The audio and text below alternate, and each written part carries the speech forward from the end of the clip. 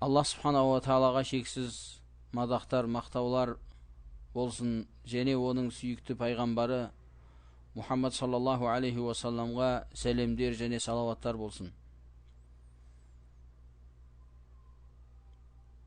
Алланың мархаметіменен және шексіз рахметіменен осы сабақтарға, осындай бір жиналыстарға жеңілдік жасап берген Алла Субханаху ва Таалаға шүкірлер айтамыз.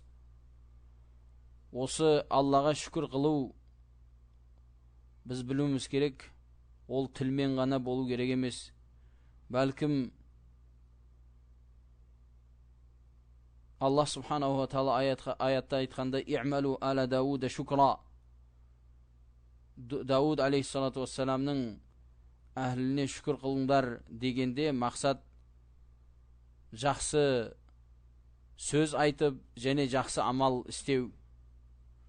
Осындай сабақтар жағдайлары болғаннан кейін адам баласы осындай неғматтардан пайдаланып, жағдай барынша дінін үйреніп, сол үйренген нәрсесіне амал қылуға әрекет қылу керек.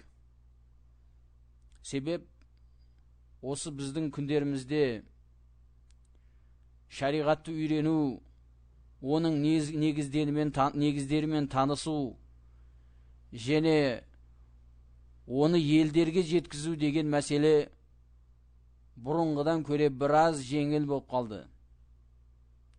Сол үшін көбінесе адамдар біз білмей қалдық, біз естпей қалдық деген жағдайлар қазір аз.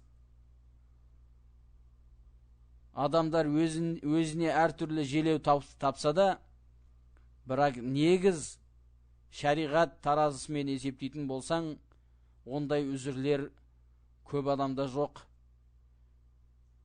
Сол үшін әрбір мен мұсылманмын деген адам өзі діннің негізі болған «Ла илаха иллаллах» және «Мұхаммадур Расулуллах» сөзі не екенін, о неге дәлелет қылатын, қандай мағына иесі екенін, және сол сөздер ол мұсылманнан қандай амалдар талап ететін және өмірі қандай болатын екенін талап ететін, солардың барлығын білу мұсылманға уажып болады.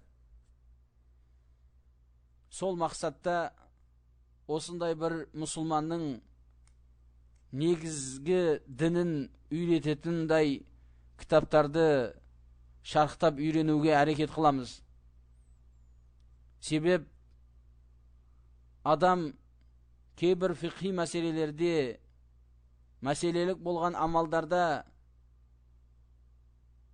кейбір жағдайларда қателесіп істеп қойса, немесе білмей істеп қойса, мүмкін мәселесі жеңілірек болады шығар.